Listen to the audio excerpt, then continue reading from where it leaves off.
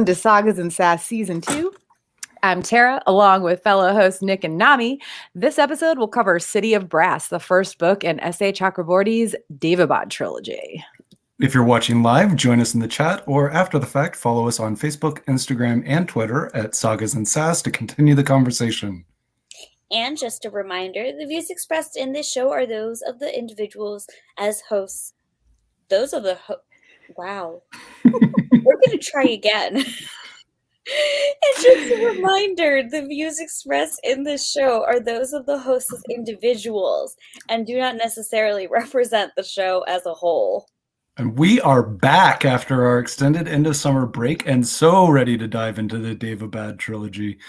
City of Brass begins with Nari, a 20 or so year old woman living in 18th century Cairo who is part fortune teller, part thief, part healer. Okay, she's part a lot of things, and she's also really good with languages and performs what are essentially supposed to be like exorcisms, even though she doesn't believe in any spirits, evil or otherwise. However, when she attends a czar for a girl named Basima, she randomly decides to sing one of the songs in her native language, a language that no one else seems to know, and Basima reacts strangely. Then Nari hears a voice say, "Who are you?" But it's not from anyone at the czar. This leads to Nari being confronted by Basima on her way home. Basima is clearly actually for real possessed. And by the way, Nari decided to cut through a local cemetery on her way home because atmosphere, and also who doesn't do things like that all the time, right? So Basima gets aggressive. A mystery warrior appears out of nowhere, and then the dead start rising and attacking Nari and the warrior, who enchants a carpet so that they can fly away. The next thing we know, Nari and the warrior, who insists that he is a Deva, not a Jinn, are on their way back to a place called Daevabad. At first, he refuses to tell her, well, almost anything, but especially not his actual name. Yet he pesters her with questions about her healing powers, affinity for languages, and all sorts of other things. Nari isn't exactly happy with the situation, especially as he insists that she can't go back to her world, not with the Ifrit, which is what had possessed Basima after her. But there's also the added bonus that the warrior says he must be a Shafit, or someone who is part Jinn and part human, and that Shafit have to live in Daevabad. If you think this is all sounding really confusing, you aren't alone. Nari's confused, we're confused, and while in the midst of all this confusion, we also meet Ali, a Jinn prince living in Daevabad who has gotten mixed up with the Shafit. I keep messing that one up. Shafit rebels, and even though he's trying to help the Shafit, he's really bad at it. He's not doing a good job at all. Seriously, on his first real mission, his Sikh has to sacrifice himself so that Ali can escape. Back with Nari, who has made a failed escape attempt, we finally learn a bit more about things. First, the warrior's name is Dara, and he explains some things about his world, including the different elemental creatures, as well as that Ifrits used to be Deva, and that a human named Suleiman got a hold of a ring that allowed him to suppress Deva's powers, amongst other things. He also made them work for humans as slaves, though some refused and became the Ifrit, who now want revenge on both humanity and the Deva who submitted to Suleiman. Then, the Nahids, who Dara believes Nari is descended from because of her healing powers, became the rulers and named their tribe the Deva, because they're afraid that another Suleiman type will come around again and destroy them if they have anything to do with humans. They end up notorious for not just discouraging mixing with the Shafit, but killing them as well. To be honest, there's a whole lot more history than that, but TLDR, Dara keeps spilling his guts. Things get kind of sparky between him and Nuri. And after a couple more run-ins with Ifrit and ghouls and a water monster that has something to do with the water elementals called Marids, they do in fact reach Daevabad and basically stroll in like they own the place. Oh, and almost immediately help put out a brewing riot. Meanwhile, Ali has continued to struggle with trying to help the Shafit and also not get executed by his own family for treason. But all of this really takes a backseat because of Nuri. Wow, why can't I speak? I'm so sorry, guys. We're struggling tonight. It's We okay. really are.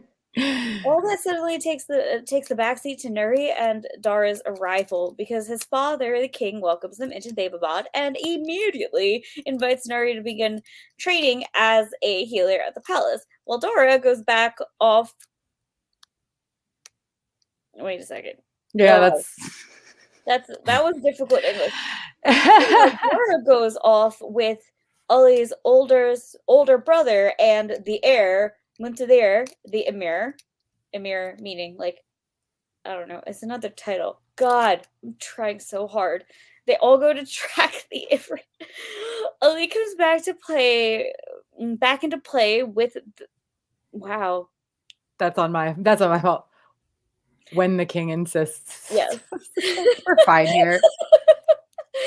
Everything's great, you guys. It's okay. I can at least edit this out of the podcast. It's all good.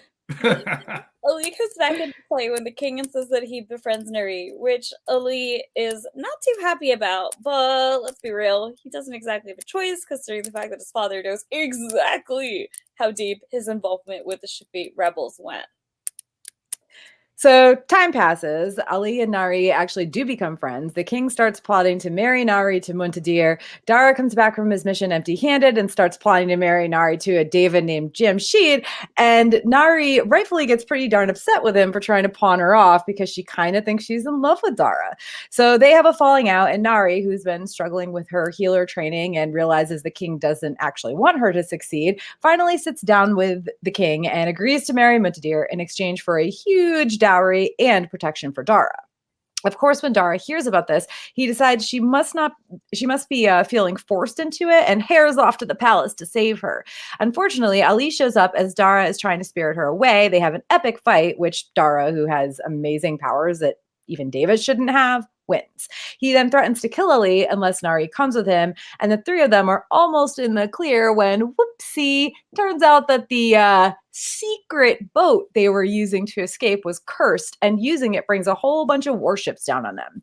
Dara fatally injures Ali, who falls into the cursed lake and tries to kill Muntadir, who is saved by Jamshid, and then Ali pops out of the lake and kills Dara. Though Nari is devastated and Ali and Jamshid are still in a world of hurt, the king isn't done with his nasty little plots. He strips Ali of his titles and claims to be banishing him from the city, which is apparently a death sentence of its own because Ali knows he will be hunted down by assassins. Then the king meets with Dari and blackmails her into bringing the Deva tribe, which began revolting after Dara was killed, back under control. And as if that wasn't enough, the king is refusing to allow anyone to help Jamshid until his father Kava reveals who might have been helping Dara. So basically, the king is a pretty huge asshat, and it's kind of difficult to not hate him at this point.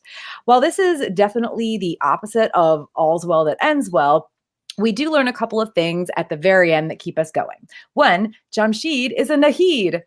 Haha, that rhymes. Two, Nari's teacher, Nizreen, saved Dara's ring and implies that he can be brought back to life. And three, Manitza, presumably Nari's mother and formerly thought to be the last Nahid before she met an untimely end, is actually alive.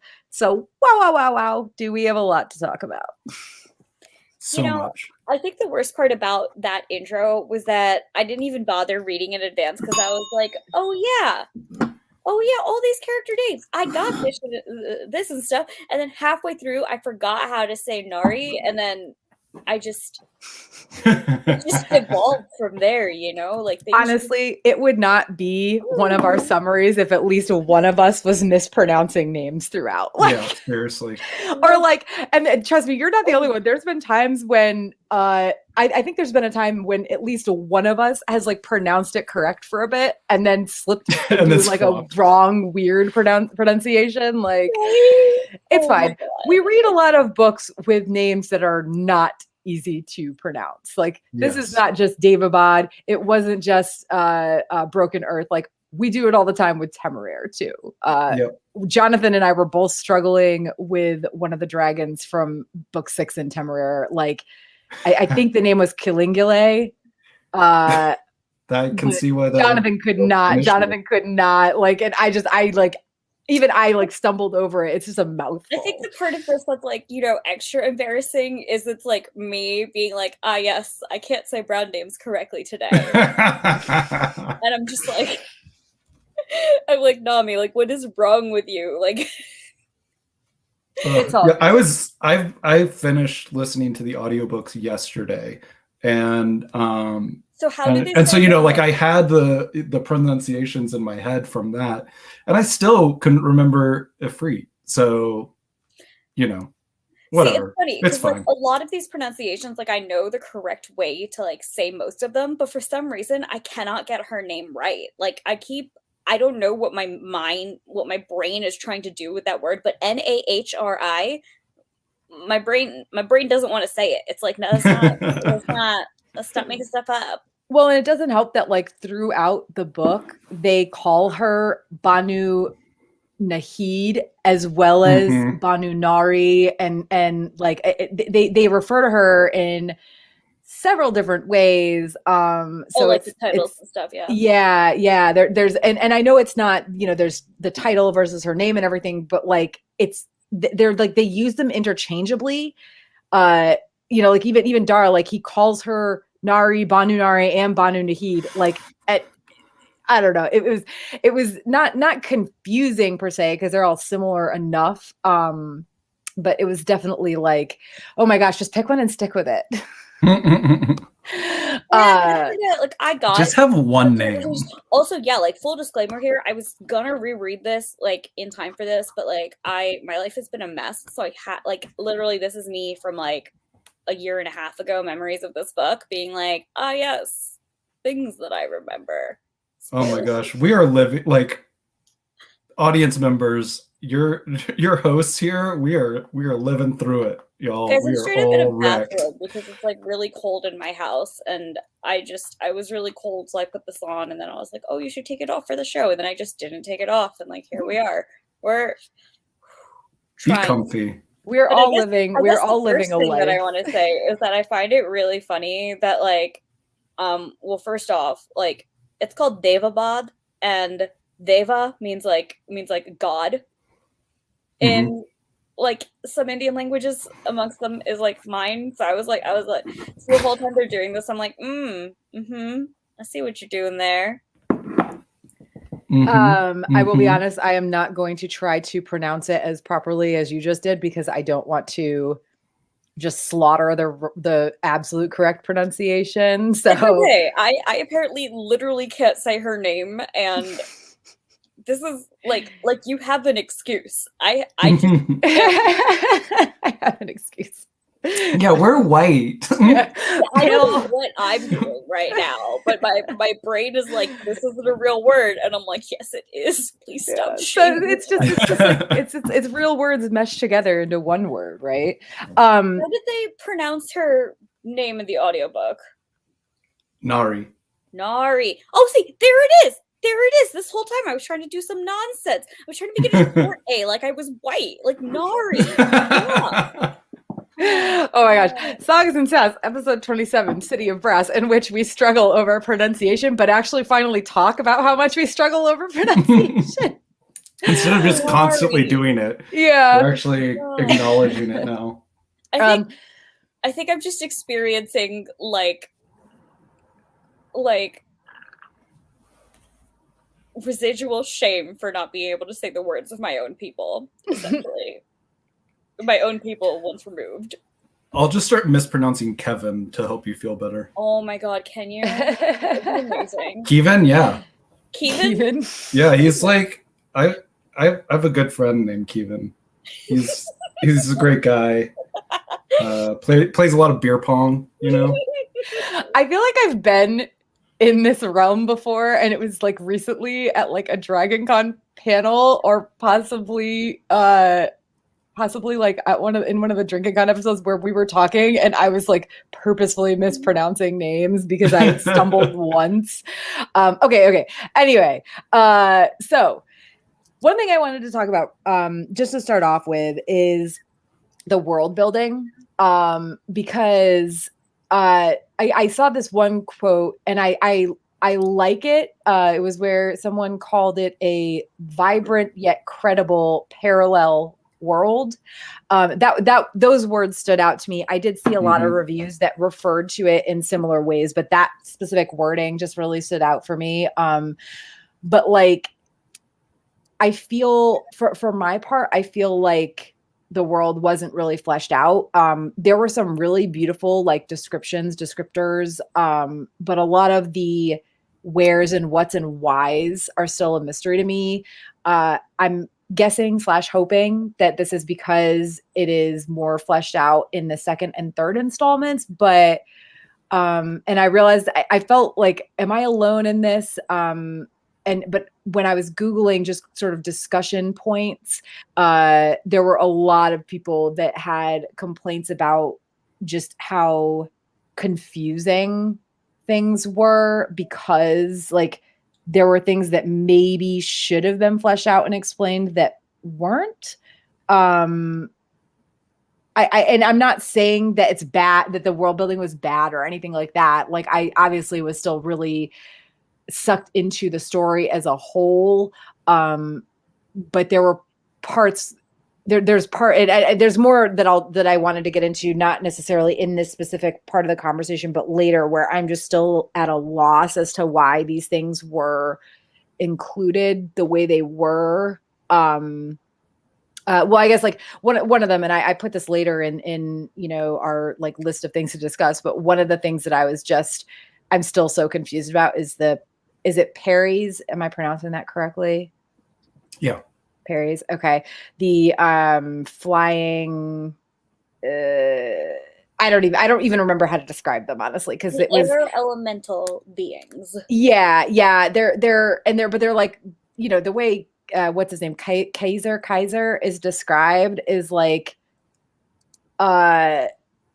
eagle, lion, monster thing, or maybe not lion. I'm sorry. They were so briefly, like Kaiser was so briefly described, and then like he only appeared again briefly toward the beginning, and then again like kind of toward maybe like the end of the first third of the book, that I'm very lost about what they are and why they're part of this. And like, I know that that's more of in this specific instance, it sounds like more of a character thing, but to me, it's like, why bring them into it so like briefly in this book? There's like zero explanation. I think to me, it makes a lot of sense the way we're introduced to information in this book, because we are, given information in a very limited perspective, because we are seeing things from Nari's point of view, and she doesn't know what the hell's going on, and she is confused as heck. And I think, while there's a lot of things that could be explained, and like the reasons for things being there could be explained more, I think it makes sense that the explanations we're given are more like, this is how it is, that's what this is, the end. And like, I think like it's one of those things that like I was also super confused going through and being like, what's happening? Oh my God. But then it was like, that's totally what Nari's doing. And like, it's from her point of view. So like, it kind of like it's an effective device to put the reader in the same exact place as the POV character. And then, when it comes to like going into Eliasad's POV, like he's the prince, he already knows everything. He doesn't need to explain everything he sees, because he's like, all right, I see it. This is how it is. Cool. And like, because those are our perspectives, we don't get that information.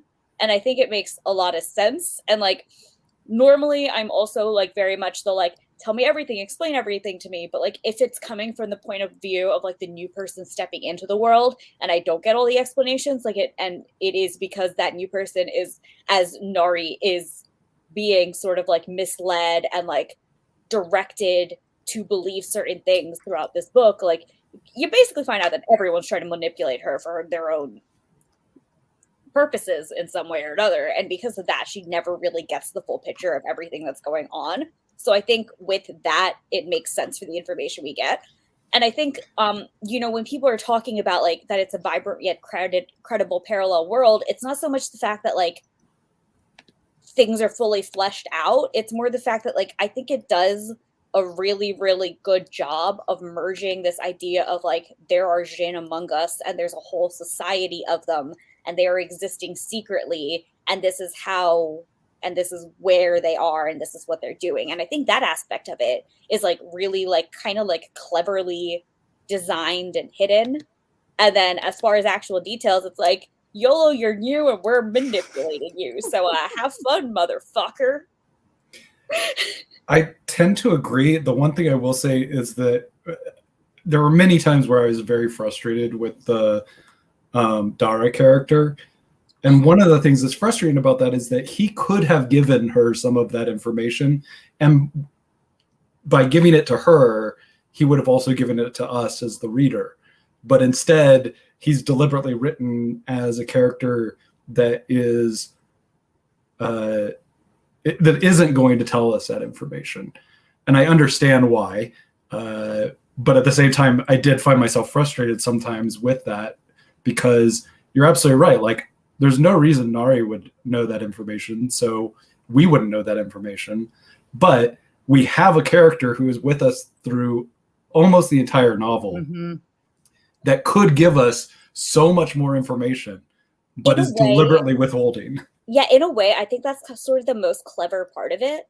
Because, like, you know, normally when you have a character like Dara, who's like supposed to be like the guider, or like the person who's guiding you and like sort of entering, like helping you enter into this world, they are giving you all the answers. And you realize as the story goes on that like the reason Dara isn't giving all these answers is because he's actually a really not great dude as well.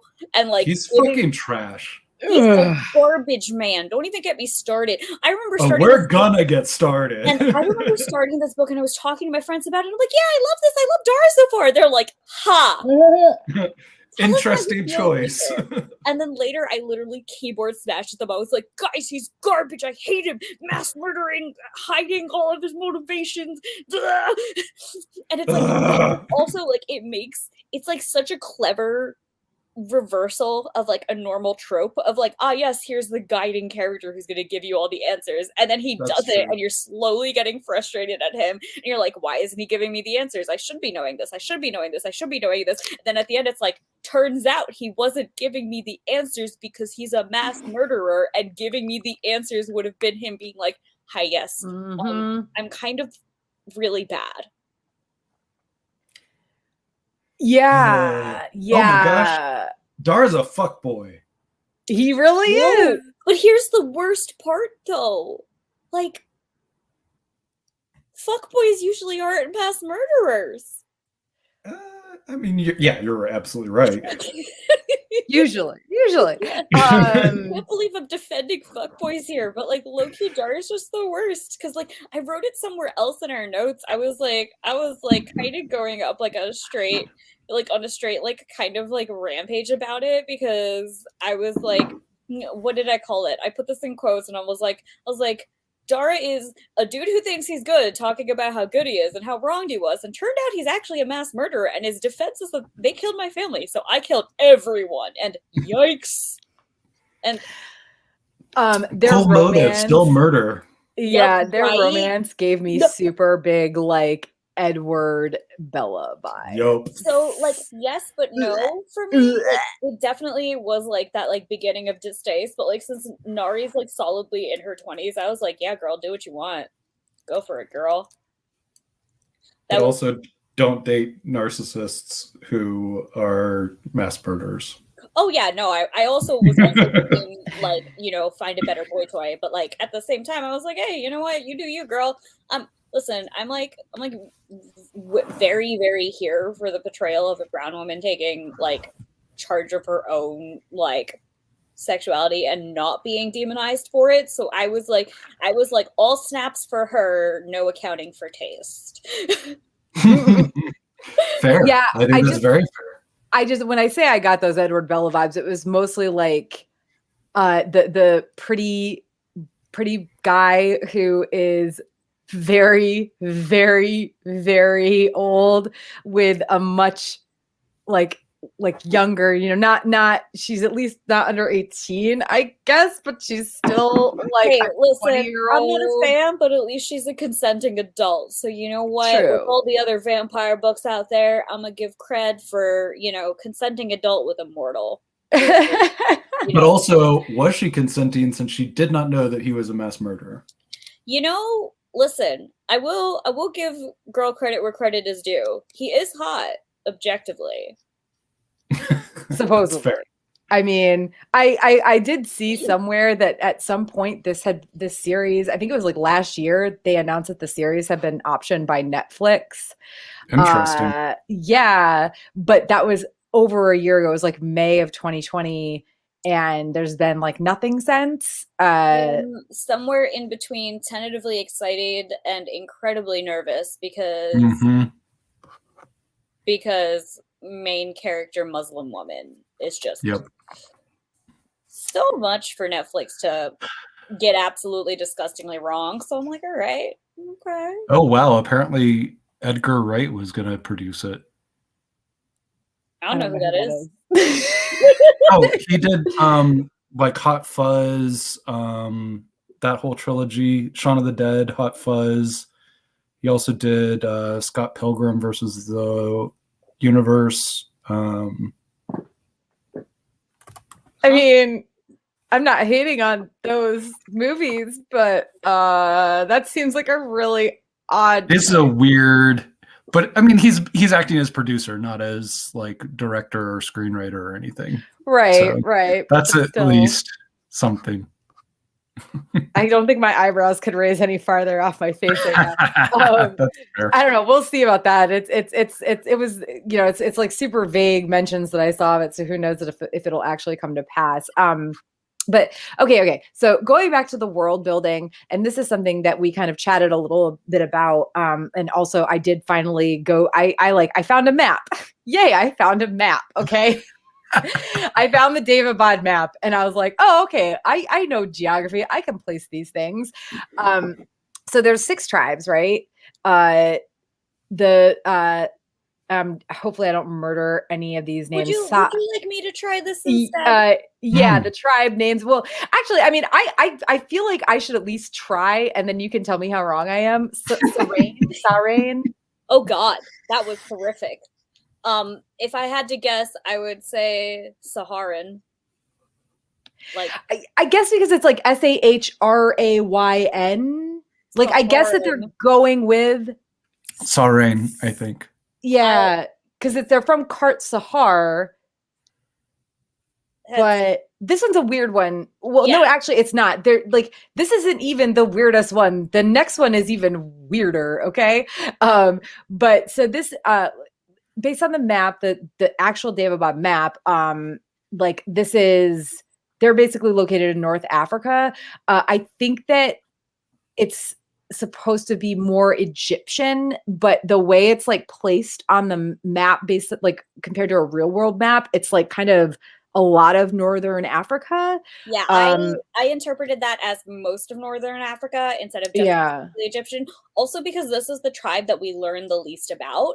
And the actual description of like, you know, how they're like sailors and they like sand ships or whatever, had like ships that are also sand ships, made me sort of think that, you know, these people are not where these Jinn are living is not actually close to human civilization, and that's what all these descriptions make it sound like.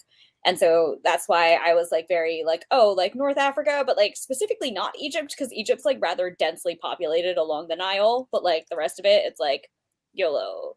Actually, I don't know what's in the rest of North Africa. I'm talking out of my butt right now. That was my interpretation. It wasn't a great one. Algeria, not Tanzania. That's the wrong one. Algeria, but Morocco's like way like Eastern North Africa. I don't think it's supposed to be as like very much all of North Africa because of where they wrote the name on the map. Because they have Cairo labeled, and then specifically it's like, and then over here is it? I was like, that's Tunisia. I knew it started with a T. Tunisia is the one I was thinking of.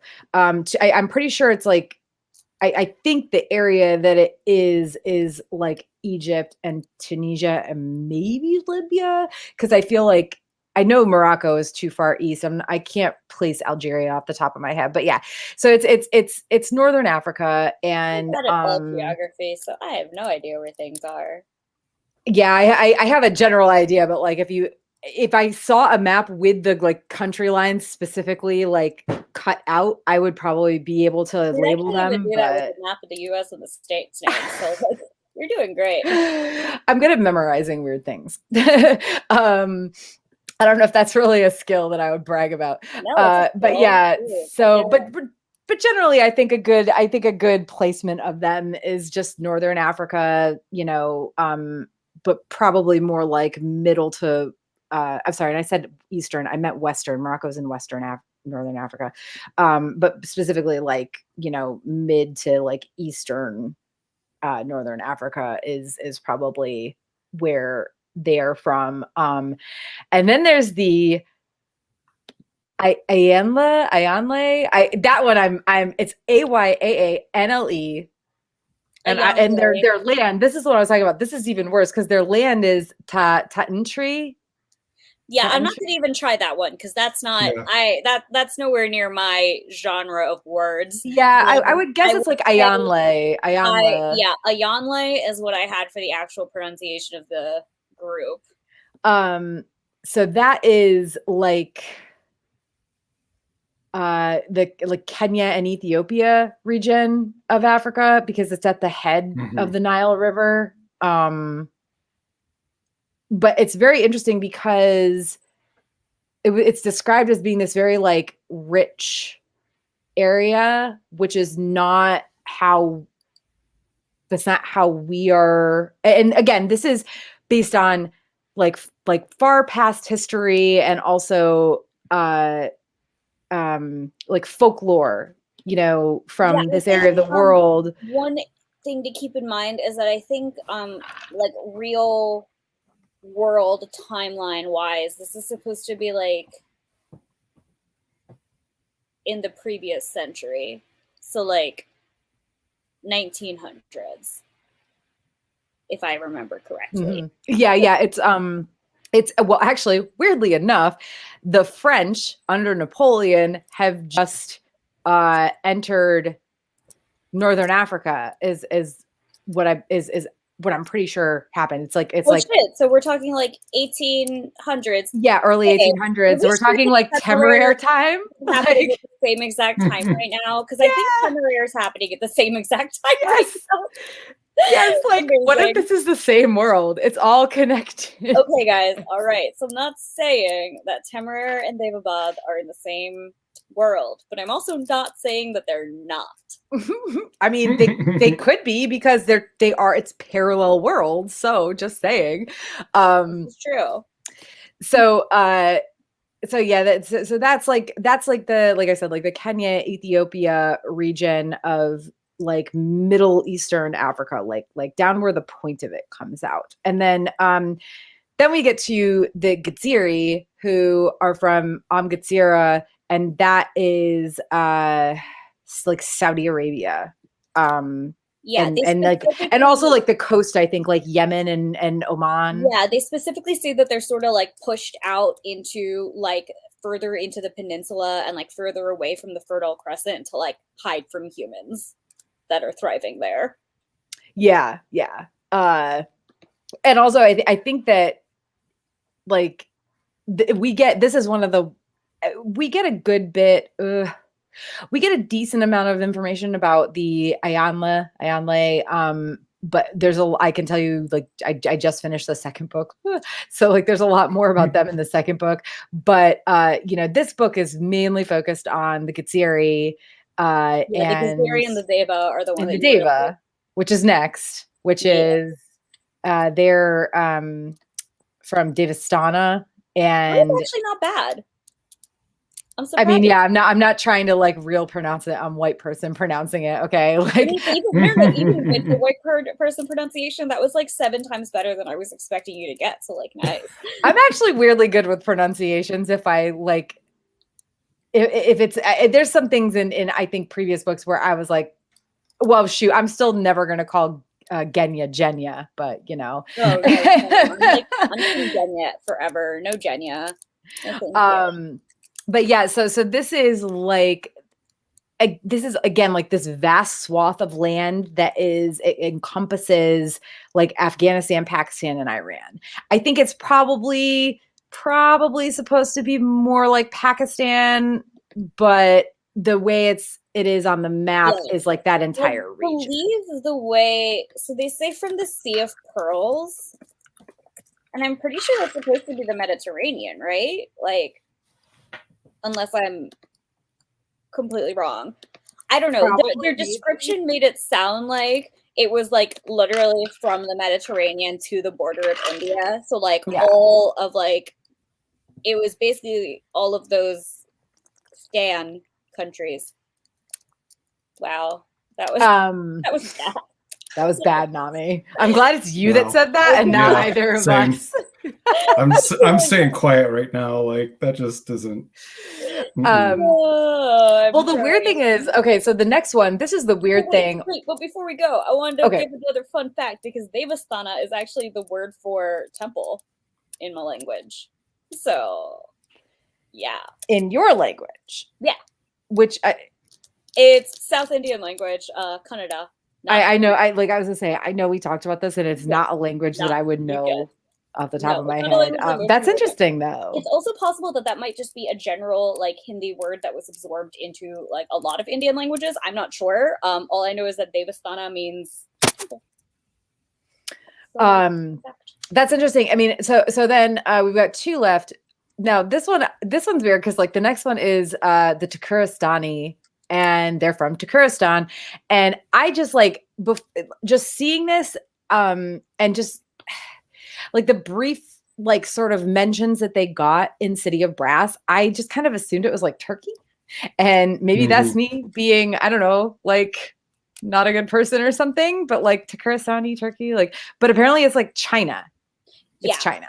Because like when I looked up the actual description of the land and because I looked up the descriptions of each like people and land first, and then I looked at the map and I was like, oh shoot, so it's China. Like but also the description of the land is that it extends from like from the Gobi, and like it mentions like the Silk Road, and I'm like, oh okay, but really I would have assumed that was Turkey. No, I think it was kind of funny because I actually the version of the book that I read had that map in the beginning already.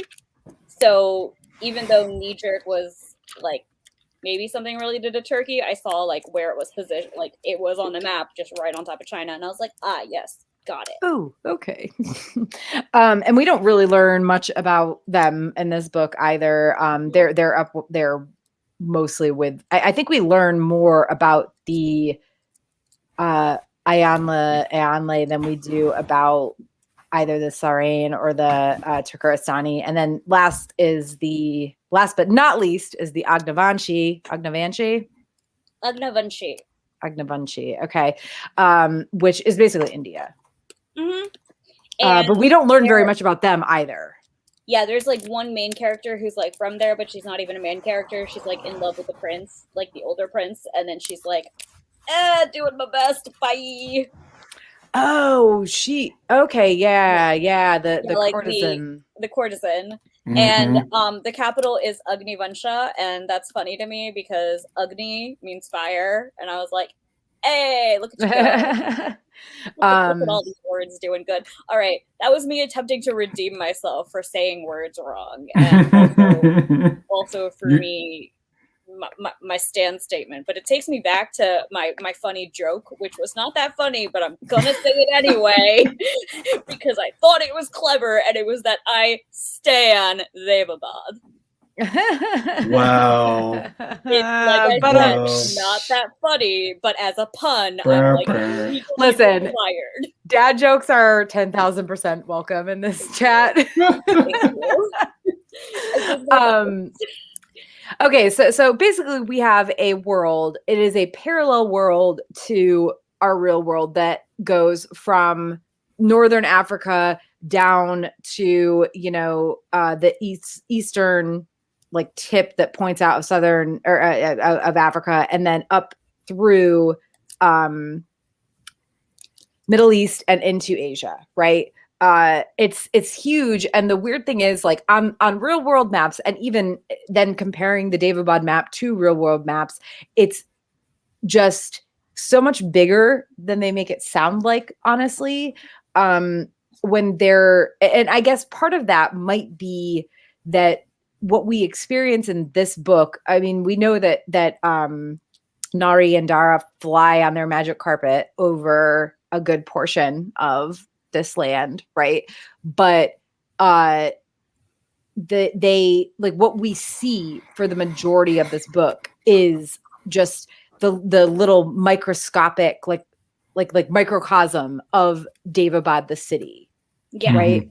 It's kind of like, it's in the name, it's the city of brass. Like the focus is that city itself and the politics within that city. And I think it's actually really interesting because, specifically in like the descriptions about like the 6 Jin tribes, they talk about how like some of these tribes like straight up are notorious for not getting involved in the drama of Daevabad. And I remembered it in reference to the Ugnavanshi, and it was like, yeah, they've got lots of good craftsmen and tradespeople, and they do not worry about what's going on in Daevabad because they do not want in on that drama. And I was like, mood.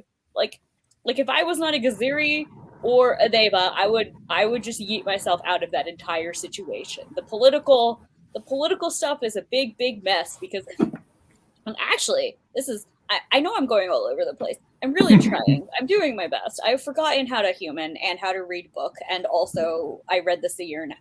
Guys, I'm a mess. But so politically, I love like the setup of all of this because no one is clearly good in terms of like political background. Because like you hear about like the fight between the Deva and like the Gaziri and how all of that went down and how like what happened there and like why there was the fighting with the Shafit and like over the Shafit and their rights and all of that. And like all throughout all of this, like none of the parties are purely good.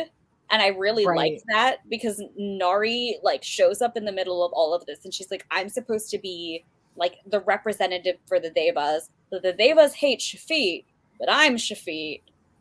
And just like all of that wrapped into the like moral ambiguity of like sort of like what is essentially closer to a real world conflict than a fantasy conflict. Because in all fantasy conflicts, it's like usually very obvious like who the good guy is and who the bad guy is.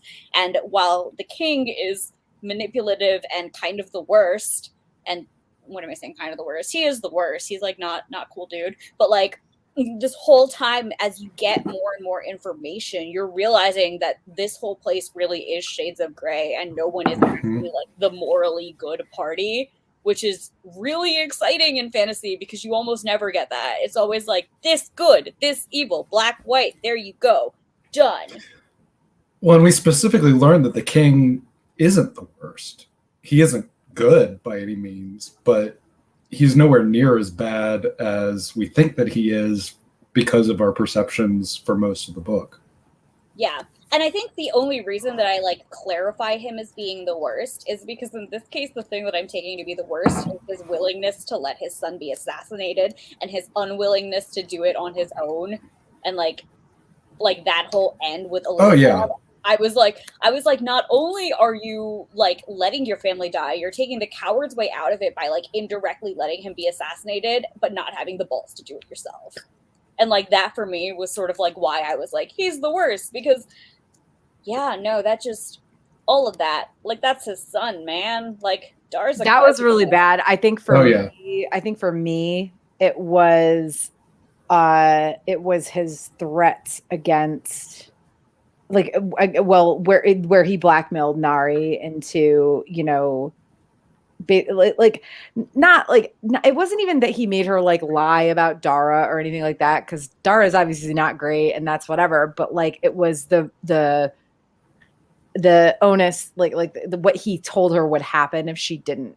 You know what I mean? Yep. That all these absolutely like truly innocent people would die. I mean, we're not talking just adults, who might have been plotting against him or something. It was like, I will kill women and children.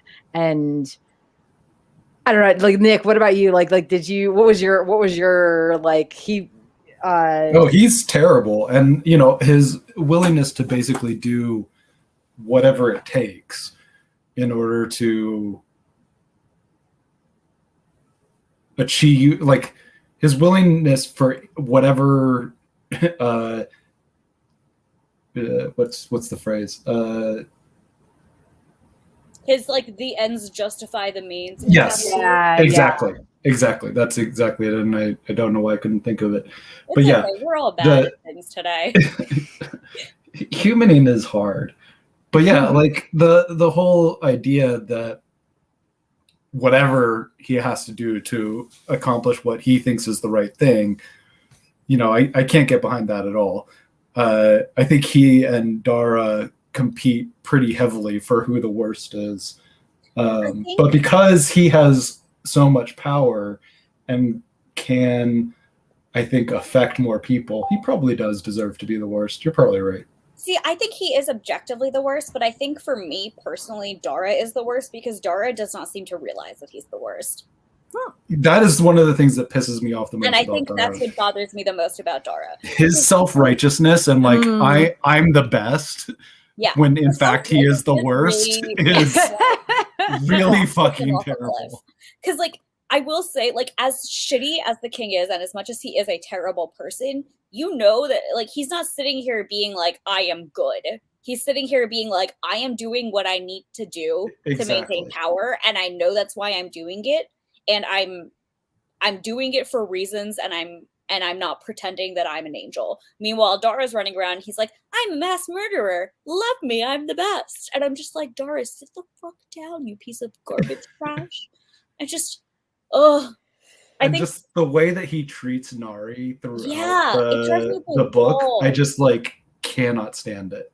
Yeah, hate it. Honestly, by the end of the book, I feel bad for Nari because Dara is dead, and he was, and he is shitty, but he was her protector there. But also, I'm like, girl, stop mourning him. He was the worst. Well, I mean, and that was one of the things I wanted to talk about because was Dara did anyone else, and I think we've already kind of touched on this a little bit, did anyone else feel that we got one picture of him when he and Nari were on the road to Daevabad, and then once they were there, though, he was kind of shunted to the side.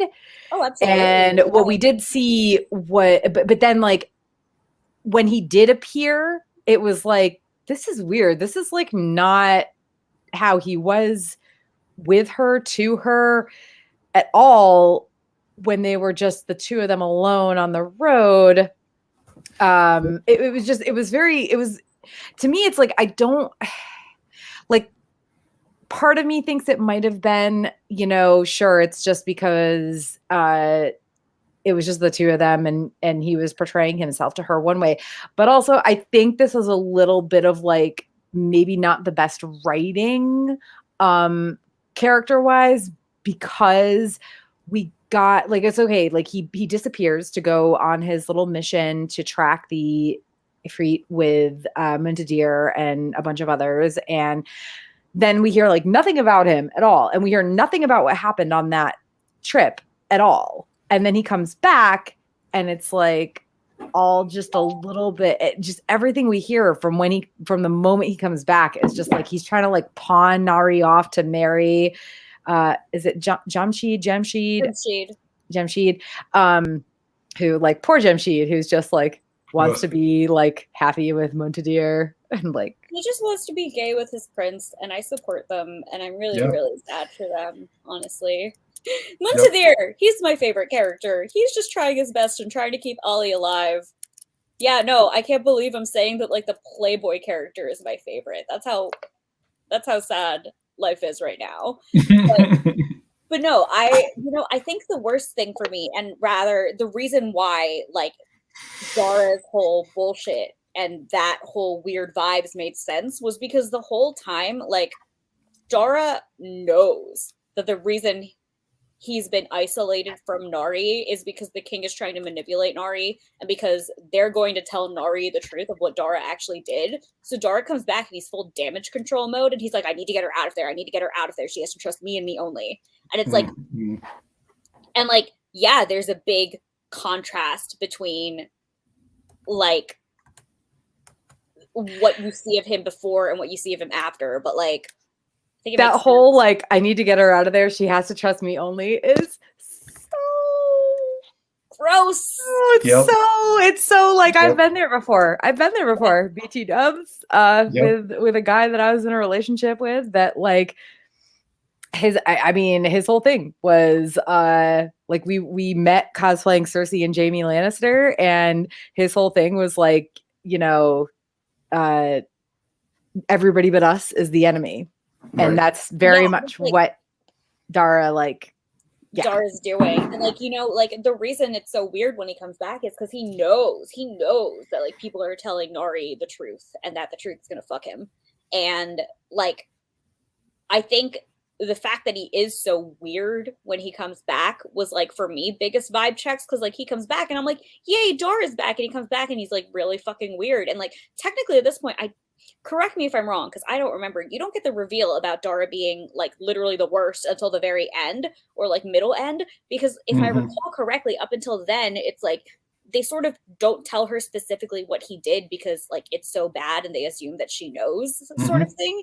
And like it becomes one of those like, oh, of course everyone knows he's bad, but I guess she likes him anyway sort of things. And so she never explicitly is told of his crimes, and she is led to believe that it's just them being like vaguely tribe racist towards him for being a Deva warrior and being scared of him sort of, and like kind of like led to believe implicitly that it's that. And then he comes back and he does that about face and you're like, what is wrong with him right now? And then you find out the actual, and you sort of go back and review that with the assumption that Dara probably thought that she knew that, and that's why he's being real fucking weird. And it's like, oh, and like you know, once again it goes back to like, you know, I actually thought it was like really good writing, because the way that Chakraborty writes in a way that you are truly experiencing everything that Nari is experiencing, which is that nobody's telling her shit and she's trying to make sense of things. Meanwhile, all around her, all of these people are conspiring and trying to get their own stuff done. And so motives and the way that people behave towards her are changing for what appears to be no reason. And then later on, you're starting to find out what those reasons probably are. And Dara not telling her what happened on that mission, textbook Dara. He doesn't tell her anything. That was the one thing that was actually perfectly in character for what you knew from the beginning. Of course he wouldn't tell her shit. He doesn't tell her anything. Garbage boy. Drop. Well, but I think it's not just Dara not telling her anything. Like she never in this book do we find out really anything that happened on that mission. You know? Low-key, I suspect it was just a go away, we don't want you here mission. Oh, for sure. But when Dara's like, I think he says something to her like the Ifrit just disappeared, and it was like, I mean, that doesn't, I mean,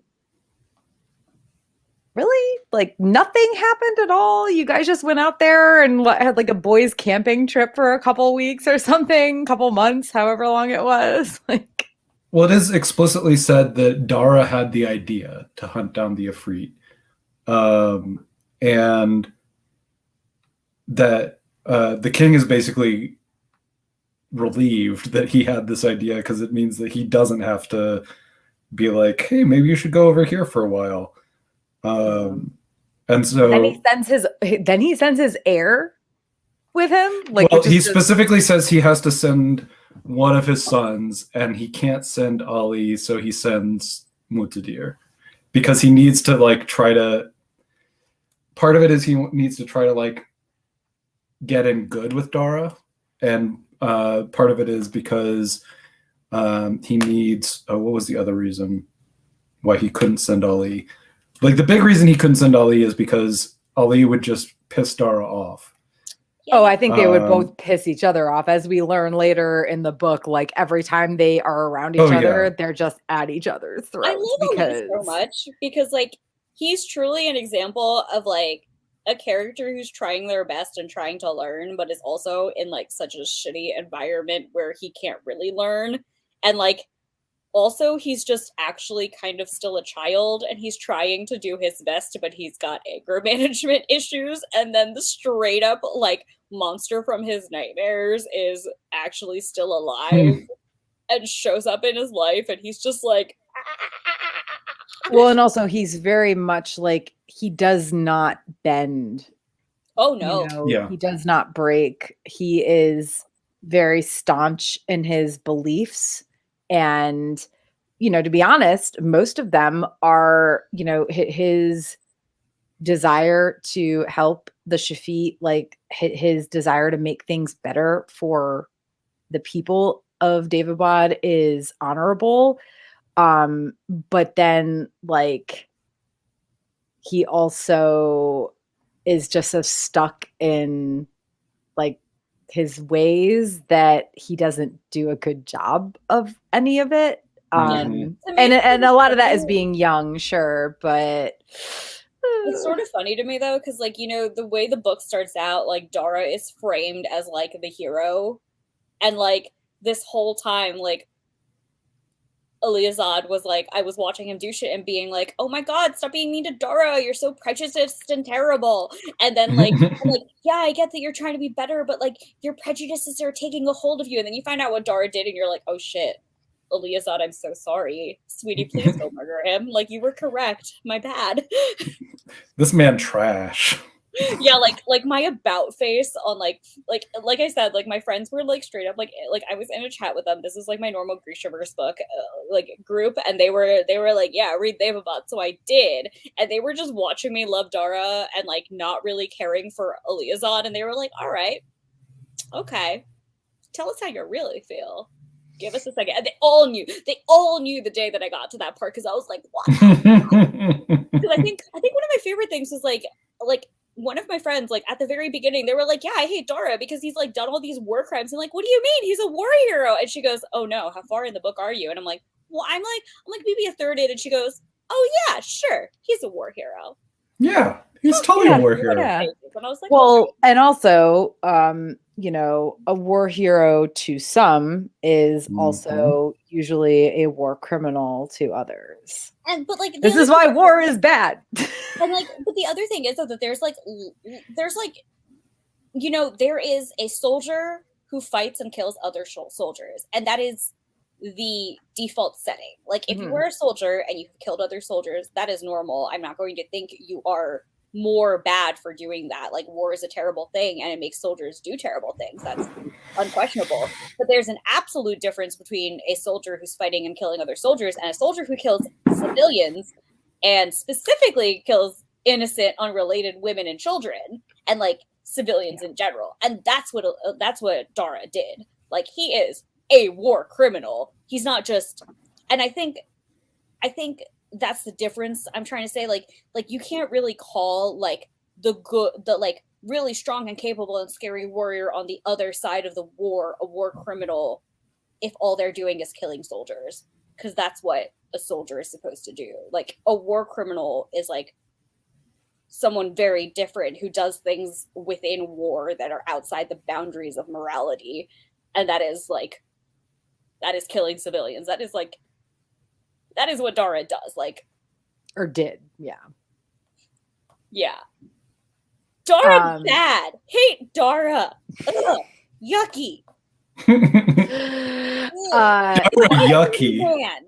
And speaking of, maybe not hate is a strong word for all the characters, but one of the things that I want to talk about was that by the end of this book, I was pretty pissed at like every character and did not like any of them for one reason or another. Like, oh my gosh, Nari pissed me off so much. Yeah, and it's like I have like some like a more, I have a little bit of understanding for like some of the things that they did and the decisions they made with Nari and Ali, but like it's still like none of them are acting like good people by the end. Like, I mean, Ali, like he gives up his support of the Shafit entirely out of a combination of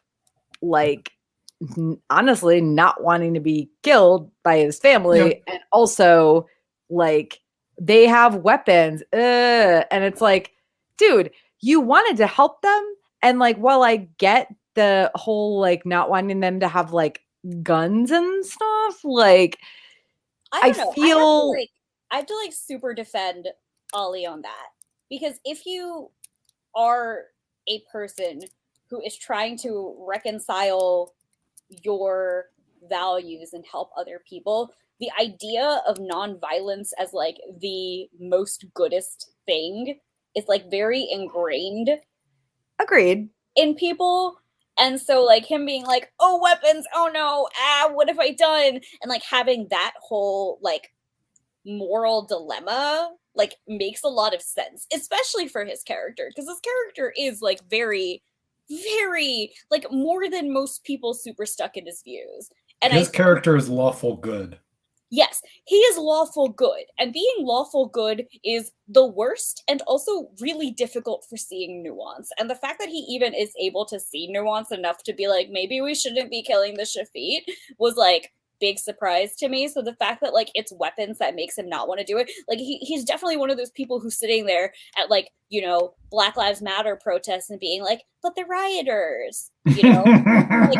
Exactly, thank you. And that was where like I was like, oh dude. And like that's Ali, because it's like it's very obvious that like he's trying to be better, but he's still like, you know, in like his baby steps of being better. And like, oh my god, I don't think he truly gets how bad it is for the Shafit. Like he's starting to figure it out, but by the time he starts to get enough to figure it out, his own father is threatening his life. So he's trapped by that point. They can show him babies being stolen and sold. They can show him, you know, orphans in a, you know, rundown home who are sick and don't have enough like food and medical care and everything. And all of that is so sad. But the second the Shafit try to stick up for themselves, the second he realizes that his money might have bought weapons that allow them to, because they're not supposed to hold weapons. And that's kind of, like you said, lawful good. That's his whole thing. Is that they have weapons and they're not supposed to have weapons. Oh my god. And it's like, dude, what the hell did you think was happening here? Like, yeah, no, I think a lot of the reasons that I'm like defending Ali so much is because obviously if I met somebody like him in real life who like had that sort of same reaction to any protest now, I would be like, dude, what the fuck, no. But I think like he's literally a prince, and like the way he's been raised in all of this like really informs his idea of law and order and what should be good. And like he's questioning it so much that I'm just kind of like, yes, I want to see him get better. So to me it's more like I'm incredibly frustrated with Ali when he like starts to take the right step but then stops because he's just like, oh no, my conditioning is kicking in, lawful good rears its head, what do I do? And I think like getting in his head and seeing that more made me like more interested in him as a character, because I hope, like, I think the reason that I'm coming at here so hard is because I hope the rest of the story is going to be Ali like fully growing in from lawful good to true good and being like, you know what, see all this shit and I'm gonna get over the lawful bit and let them hold weapons because that is kind of bullshit, you know. And like that's the journey I'm hoping we get for him. Obviously, you know, mostly I just really feel bad for him because I disliked him so much at the beginning of the book because I mistakenly liked Dara. Like I said, it's been a year and a half and I have some trauma from originally liking Dara, so I was directed to loving Ali as like my rebound in a way. And also because, you know, he do be trying and then he almost got murdered and now he's a fish man and then his father's like, GTFO and get assassinated, bud. And he's just like,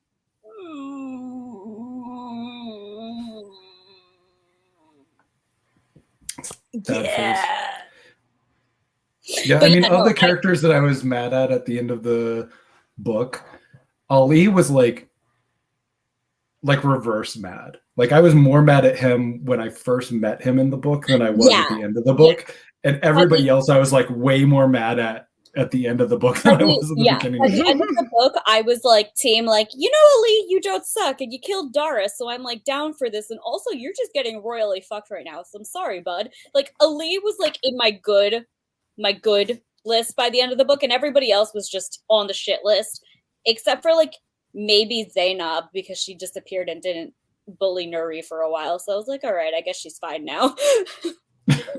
She's not as terrible because she's not actively abusing the main character. Right? I didn't really mind Zainab at all. So Zainab, because we haven't mentioned her once before this somehow. Oh yeah, that's true. Is Ali's sister.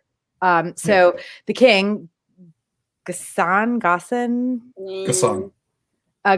has 3 children. Muntadir, who is his oldest son from his first wife, and then Zainab, and Ali, who are his daughter and Second. then son by his second wife, Hatset, who is Ayanle. And yeah, I mean, of course, when she first meets Nari and gets her gets her drunk like on purpose and has her like eat meat and everything, just trying to like just being tricksy, but like also like it's just tricksy, honestly. Like she's not really gonna. How much damage is she really gonna do? And then after that, is that I was originally like super mad at her because I was like, what a bitch! Like they should be allies. But then I was sitting there and I was like, no, like from her POV, like this bitch is literally coming in and ruining her life. Like I get it, and I think for on a list of the characters that were not good to Nari, Zainab is the one that I get the most and that I understand her motivations the most, and I can't even really be mad at her for it. Although Nari's always here for the mean girl bullies. Right? I am. I have a type. It's the mean girl bullies because my ultimate agenda is that the main character girl should ignore all the boys and ignore all the haters, and she should just team up with the mean girl, and then they can rule the world together. And I stand by that my agenda in this book because I think that would be really cool and powerful. The end. I'm here for it. Let's do it. That's the thesis statement. That's the fan fiction you need to Listen, write. if there was a mean girl character in Temeraire, I'd be down for her. That's why Nami doesn't like Temeraire. It all makes sense now, right? Yes. Okay, so to all the authors out there, if you want Nami to be a fan, just write a mean girl character who could potentially be a love interest for the lead female. But who also, Nami will eat that shit the up. the more you learn about her and the more she grows and changes. I mean, you know, because that's how Genya, not Genya. Zoya do be. Zoya. And you know, like that's the thing. Like if you really want me to like you, start off with that mean girl character and swerve us by having her be the real love interest. That's the move. Swerve us by being like, oh, she was a mean girl with a heart of gold the whole time, and now they're BFFs. I will literally even take platonic BFFs. Give me that. Just not making the ladies fight. Let the ladies like team up and kick the men to the curb and be like, hey, we're in charge. And then I don't disagree they can also with that. toy if they want. I'm not against it. We are literally handing an author a very specific niche that they could just write, and they would sell at least one book. I'm sure way more than that, but they would sell at least one. They would sell at least 3 because I feel like you two would buy them out of solidarity for me. Oh, 100%. Probably. Like now we like this is the book we have to read next. Yeah. Okay. We would have to do that book on Sagas and Sass. So again, listeners, if you want to write a book that we will absolutely read for Sagas and Sass, we are writing you a template here. This is the plot outline. That's how good we are to you. Wait, no, okay, but who else are we mad with? I don't remember being really mad at Muntadir and Jamshid. I was more like sad for them because I just wanted them to be happy together.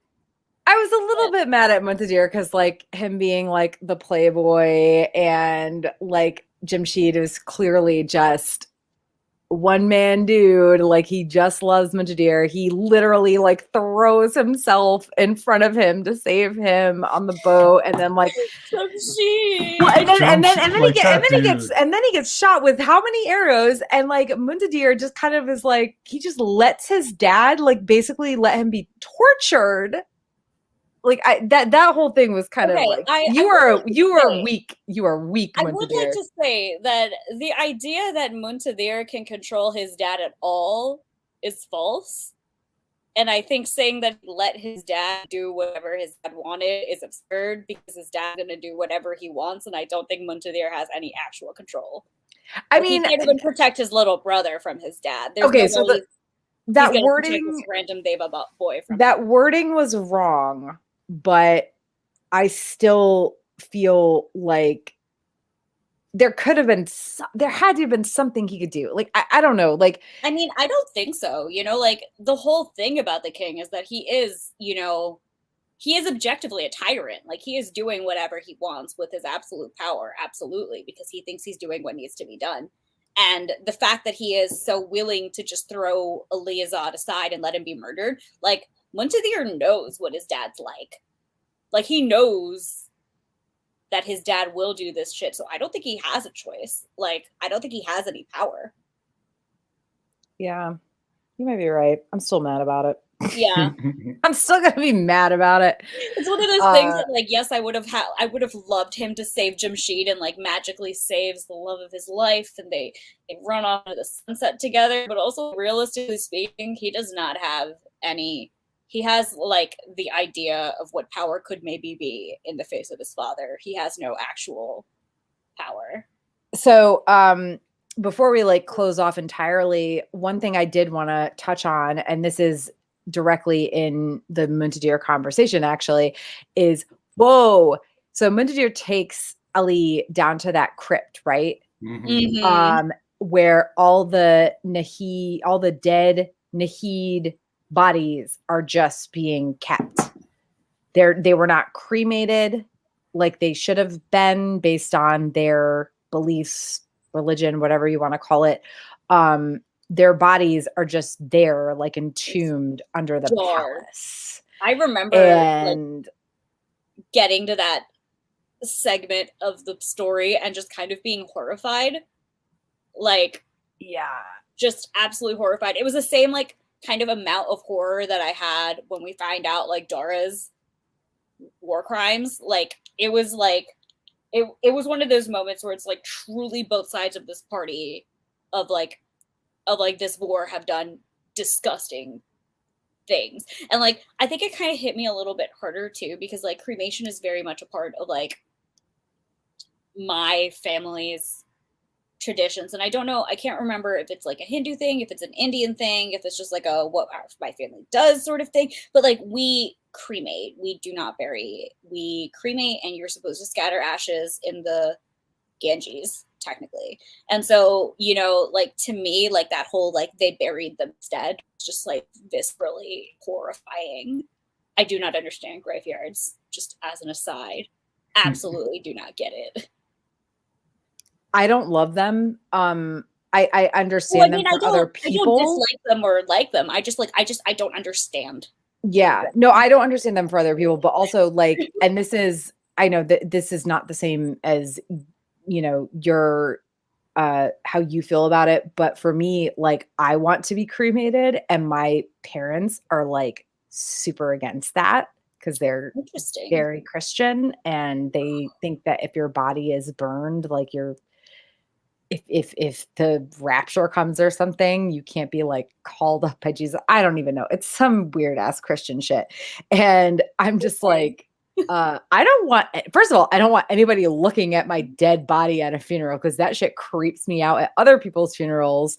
And second of all, like, I don't want my body buried in the ground. I would rather just be burned and like my ashes scattered somewhere. Don't know where yet, but doesn't matter. Like, so yeah, like it creeps me out in that like this isn't necessarily how like my family, people, whatever do things, but like that is what I would want, is to be cremated. And they knew that this was more than just what they wanted, it is what is required, you know, for them to go to their paradise, I think. Based on what I read. Specifics of it, but it was very much like this is like not only their belief system, but it's like the part of their belief system that leads to like happiness in the afterlife, or like true spiritual ascension. And I feel like I hope that this actually like comes back to haunt them. Like I can't imagine why this would have been like shown, quote unquote, to us if it wasn't going to come back. I think it was some future also date. In part to give us the reveal that the Gazeri family is the one, or sorry, the Katani family are the people that like let Dara be sold into slavery to the Ifrit. And I think I as of now, I think its purpose was for that reveal, and like the reveal of the earring to be like, oh, we don't understand how he still has a body, and like this is really weird. Do you see why this is weird? Everything's weird. And like I hope the bodies come back, and I hope that gets addressed, because love me some war crimes, but yeah, I don't know that it will be, but I hope that it will be because whew, Yeah. I mean, I same. Like it's like maybe it won't come back, but I want it to. I like kind of feel need it I to. feel like the author is going to pay off each thing. I Mhm. really hope that she does because so many questions Yeah, about those Nahid, bodies that I will were say just I don't entombed and the Perrys, the Perrys, like what the fuck is up with the Perrys? low key. I. It's funny because like you care about the Perrys so much, and like I truly could not care less Well, about them. it's not that I care about them. It's just that I want to know what the heck the point was. I think to me it was like the balance, like the humans are from earth, Jin are from fire, the Merid are from water, and the Peri are from air. Like that's to me that was what the point was, but I get I get it. Or rather, I understand what you mean when you're like, I don't get what it Well, I think the biggest thing for me is that they actually introduced a Perry. They introduced him. He is clearly important to Dara's story, at the very least. I know Dara lied about Kater like bringing him back or whatever he said. I can't remember the exact, words or like situation, but like I feel like there has to be more there. I think it might also serve to maybe like the implication slash hint that the Merit are also like intelligent creatures as well. Because like you get that the Perry are, and then by the end, there's clearly something going on with Eliazad and the Merid, and I think this is like sort of the Merid are like actually like intelligent creatures as well, and not like mindless beasts. Did anybody else like Yeah. read the description of what happens to Ali and think about Pirates of the Caribbean? Oh, absolutely. Yeah. Like I thought what he was got his Davy name Jones. in the third movie? I don't remember now. But A bootstrap Bill. yeah, no, yes. Well, Bootstrap Bill was what's his name's Will's dad, dad. right? Yeah. But like that whole ship, right? Like Yeah. all the men on it, like being sort of like consumed by Oh the yeah, no, I got creatures of the sea. super Davy Jones vibes. I was Yeah. like, I'm not saying, I'm pretty sure after I read this book, I was like feeling in a Pirates of the Caribbean mood, but like also it was a year and a half ago, so who knows? Because I'm always kind of in a Pirates of the Caribbean mood. That was like the OG by Awakening without even knowing what that was at the time. Yeah, don't disagree there. All right, so last thoughts before I ask our concluding question. I super do agree with the fact that like a lot of Nari's choices were like annoying me at points, but also like I'm always here to defend her to the ends of the earth because please give me more like brown women protagonists in fantasy, but also like very much loving specifically like a Muslim brown woman protagonist who is like actively practicing her religion and not being shamed for it and still being the protagonist and like still being like a modern woman and all that jazz. And I love her to pieces. Really enjoy her. Think she's super neat. Would like to put her in my pocket, keep her safe from all the conspiracy people, but also like put like a mark in there for her so she can like rob from him and be like happy. Yeah, I know that was one thing. Jonathan, had some family stuff going on and couldn't make it tonight, but that was one thing that he mentioned was that this is one of the few, if possibly for me, maybe the only fantasy novels where, deeply religious people are viewed in like a mostly positive light. And I think that it's that, I mean, I thought of, when he said that, I thought of Ali, honestly, because as much as he frustrated me at times, like he's still like a good person. He's a well-written character. I think that he is still like, I still view him as much as he pissed me off at the end, I still view him in an overall positive light. I don't hate him.